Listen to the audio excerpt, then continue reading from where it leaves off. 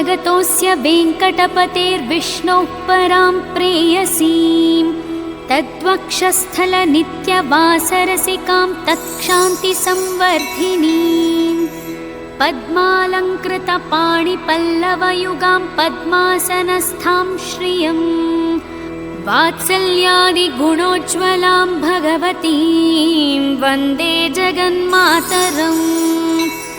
श्रीमन्कृपाजलनिधे कृतसर्वलोकसर्वज्ञशक्तनतवत्सल सर्वशेषिं स्वामिन् सुशीलसुलभाश्रितपारिजाता श्रीवेङ्कटेशचरणौ शरणं प्रपद्ये। आनूपुरार्चितसुजातसुगन्धिपुष्पसौरभ्यसौरभकरौ समसन्निवेशौ सौम्यौ सदानुभवनेऽपि नवानुभव्यौ श्रीवेङ्कटेशचरणौ शरणं प्रपद्ये। सद्यो विकासि समुदित्वरसान्द्ररागसौरभ्यनिर्भरसरोरुह साम्यवार्तां सम्यक्षु साहसपदेषु विलेखयन्तौ श्रीवेङ्कटेशचरणौ शरणं प्रपद्ये। रेखामयध्वजसुधाकलशातपत्रवज्राङ्कुशाम्बुरुह कल्पकशङ्खचक्रैः भव्यैरलङ्कृततलौ परतत्त्वचिह्नैः श्रीवेङ्कटेशचरणौ शरणं प्रपद्ये।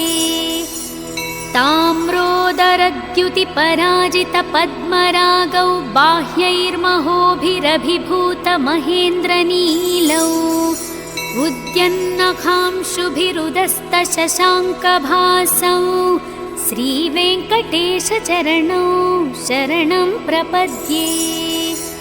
सप्रेमभीतिकमलाकरपल्लवाभ्यां संवाहनेऽपि सपदि क्लममाधधानौ कान्तानवाङ्मनसगोचरसौकुमार्यौ श्रीवेङ्कटेशचरणौ शरणं प्रपद्ये। लक्ष्मीमही तदनुरूपनिजानुभावनीकादिदिव्यमहिषीकरपल्लवानाम् आरुण्यसङ्क्रमणतः किल सान्द्ररागौ श्रीवेङ्कटेशचरणौ शरणं प्रपद्ये। नित्यानमद्विधिच्चिवादिकिरीटकोटिप्रत्युक्तदीप्तनवरत्नमः प्ररोहैः नीराजनाविधिमुदारमुपादधानौ श्रीवेङ्कटेशचरणौ शरणं प्रपद्ये।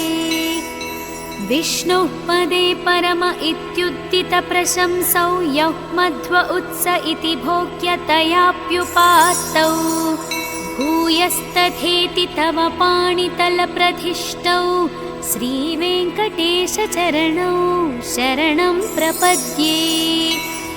पार्थाय तत्सदृशसारथिना त्वयैव यौ दर्शितौ स्वचरणौ शरणं व्रजेति भूयोऽपि मह्यमिह तौ करदर्शितौ ते श्रीवेङ्कटेशचरणौ शरणं प्रपद्ये। मन्मूर्ध्नि काळियफने विकटाटविषु श्रीवेङ्कटाद्रिशिखरे शिरसि श्रुतीनां चित्तेऽप्यनन्यमनसां सममाहितौ ते श्रीवेङ्कटेशचरणौ शरणं प्रपद्ये। अम्लानहृष्यदवनीतलकीर्णपुष्पौ श्रीवेङ्कटाद्रिशिखराभरणायमानौ आनन्दिताखिलमनोनयनौ तवैतौ श्रीवेङ्कटेशचरणौ शरणं प्रपद्ये। प्रायः प्रपन्नजनता प्रथमावगाह्यौ मातुस्तनाविव शिशोरमृतायमाणौ प्राप्तौ परस्परतुलामतुलान्तरौ ते श्रीवेङ्कटेशचरणौ शरणं प्रपद्ये। सत्त्वोत्तरैः सततः सेव्यपदाम्बुजेन संसारतारकदयार्द्रदृगञ्चलेन सौम्योपयन्तृमुनिना मम दर्शितौ ते श्रीवेङ्कटेशचरणौ शरणं प्रपद्ये। श्रीशश्रिया घटिकया त्वदुपायभावे प्राप्ये त्वयि स्वयमुपेयतया स्फुरन्त्य नित्याश्रिताय निरवद्य गुणाय तुभ्यं स्यां किङ्करो वृषगिरीश न जातु मह्यम्। इति श्रीवेङ्कटेशप्रपत्ति सम्पूर्णम्।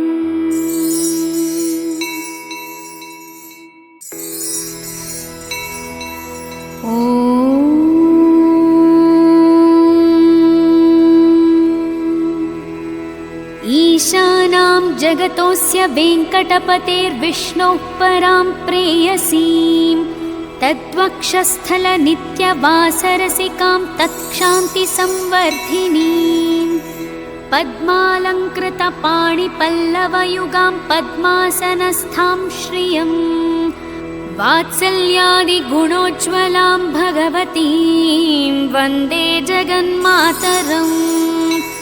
श्रीमन्कृपाजलनिधे कृतसर्वलोकसर्वज्ञशक्तनतवत्सल सर्वशेषिं स्वामिन् सुशीलसुलभाश्रितपारिजाता श्रीवेङ्कटेशचरणौ शरणं प्रपद्ये।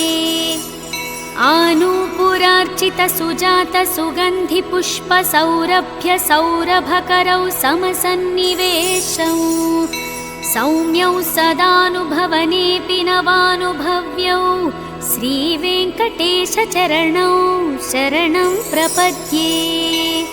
सद्यो विकासि समुदित्वरसान्द्ररागसौरभ्यनिर्भरसरोरुह साम्यवार्तां सम्यक्षु साहसपदेषु विलेखयन्तौ श्रीवेङ्कटेशचरणौ शरणं प्रपद्ये।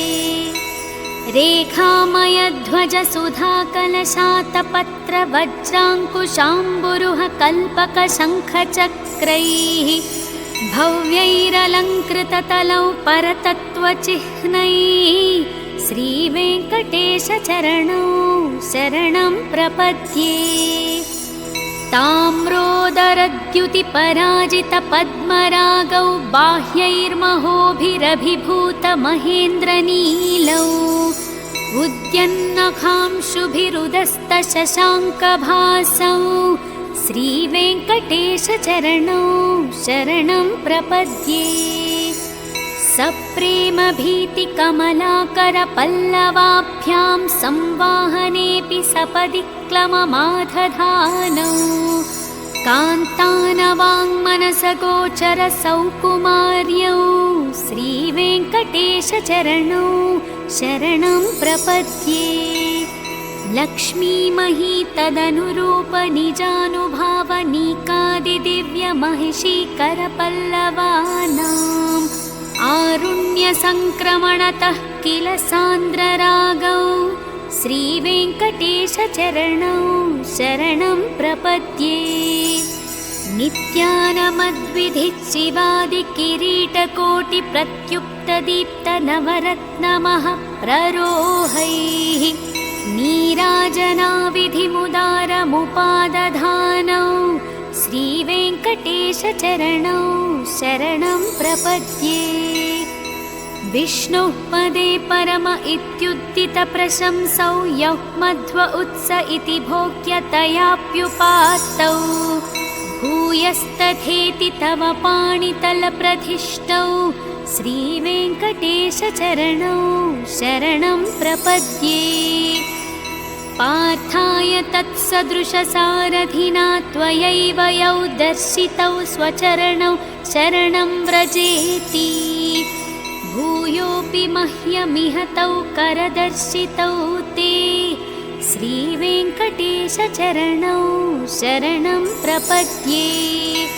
मन्मूर्ध्नि काळियफने विकटाटविषु श्रीवेङ्कटाद्रिशिखरे शिरसि श्रुतीनां चित्तेऽप्यनन्यमनसां सममाहितौ ते श्रीवेङ्कटेशचरणौ शरणं प्रपद्ये।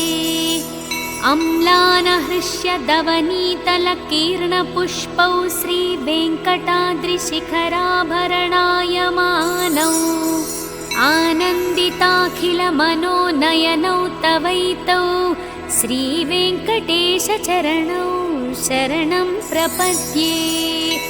प्रायः प्रपन्नजनता प्रथमावगाह्यौ मातुस्तनाविव शिशोरमृतायमाणौ प्राप्तौ परस्परतुलामतुलान्तरौ ते श्रीवेङ्कटेशचरणौ शरणं प्रपद्ये।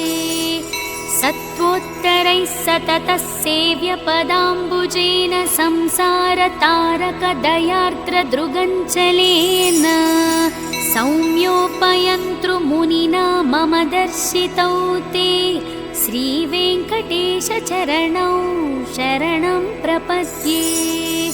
श्रीशश्रिया घटिकया त्वदुपायभावे प्राप्ये त्वयि स्वयमुपेयतया स्फुरन्त्य नित्याश्रिताय निरवद्य गुणाय तुभ्यं स्यां किङ्करो वृषगिरीश न जातु मह्यम्।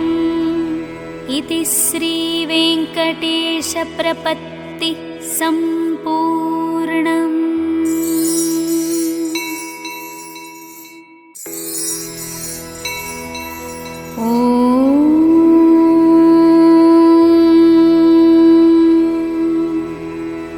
ईशानां जगतोऽस्य वेङ्कटपतेर्विष्णोः परां प्रेयसीं तद्वक्षस्थलनित्यवासरसिकां तत्क्षान्तिसंवर्धिनीं पद्मालङ्कृतपाणिपल्लवयुगां पद्मासनस्थां श्रियं वात्सल्यादिगुणोज्ज्वलां भगवतीं वन्दे जगन्मातरम्। श्रीमन्कृपाजलनिधे कृतसर्वलोकसर्वज्ञशक्तनतवत्सल सर्वशेषिं स्वामिन् सुशीलसुलभाश्रितपारिजाता श्रीवेङ्कटेशचरणौ शरणं प्रपद्ये। आनूपुरार्चितसुजातसुगन्धिपुष्पसौरभ्यसौरभकरौ समसन्निवेशौ सौम्यौ सदानुभवनेऽपि नवानुभव्यौ श्रीवेङ्कटेशचरणौ शरणं प्रपद्ये। सद्यो विकासि समुदित्वरसान्द्ररागसौरभ्यनिर्भरसरोरुह साम्यवार्तां सम्यक्षु साहसपदेषु विलेखयन्तौ श्रीवेङ्कटेशचरणौ शरणं प्रपद्ये। रेखामयध्वजसुधाकलशातपत्रवज्राङ्कुशाम्बुरुह कल्पकशङ्खचक्रैः भव्यैरलङ्कृततलौ परतत्त्वचिह्नैः श्रीवेङ्कटेशचरणौ शरणं प्रपद्ये।